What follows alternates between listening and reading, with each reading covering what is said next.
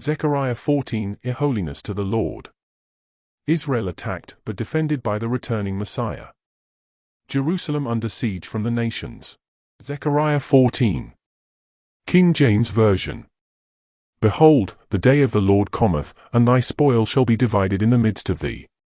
For I will gather all nations against Jerusalem to battle, and the city shall be taken, and the houses rifled, and the women ravished. And half of the city shall go forth into captivity, and the residue of the people shall not be cut off from the city.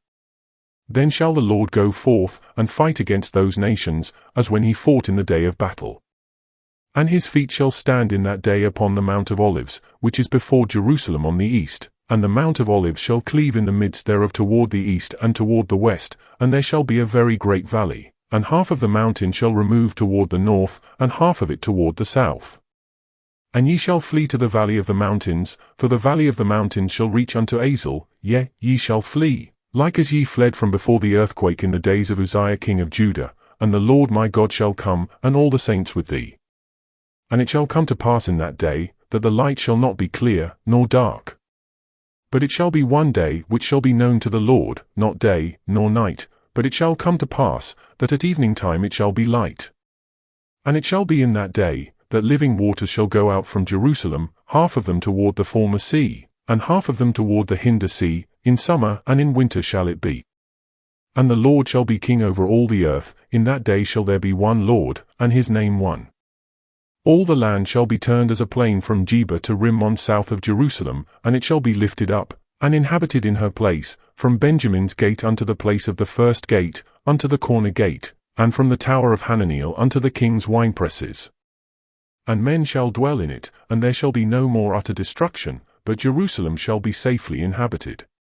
And this shall be the plague wherewith the Lord will smite all the people that have fought against Jerusalem. Their flesh shall consume away while they stand upon their feet, and their eyes shall consume away in their holes, and their tongue shall consume away in their mouth. And it shall come to pass in that day, that a great tumult from the Lord shall be among them, and they shall lay hold every one on the hand of his neighbor, and his hand shall rise up against the hand of his neighbor.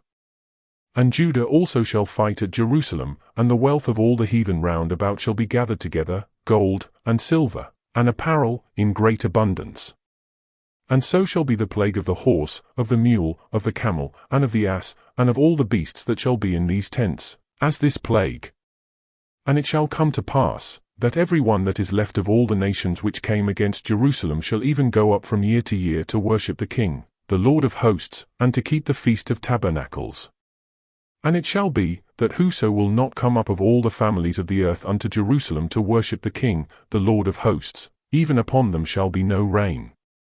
And if the family of Egypt go not up, and come not, that have no rain, there shall be the plague, wherewith the Lord will smite the heathen that come not up to keep the Feast of Tabernacles. This shall be the punishment of Egypt, and the punishment of all nations that come not up to keep the Feast of Tabernacles. In that day shall there be upon the bells of the horses, holiness unto the Lord, and the pots in the Lord's house shall be like the bowls before the altar. Yea, every pot in Jerusalem and in Judah shall be holiness unto the Lord of hosts, and all they that sacrifice shall come and take of them, and seethe therein, and in that day there shall be no more the Canaanite in the house of the Lord of hosts.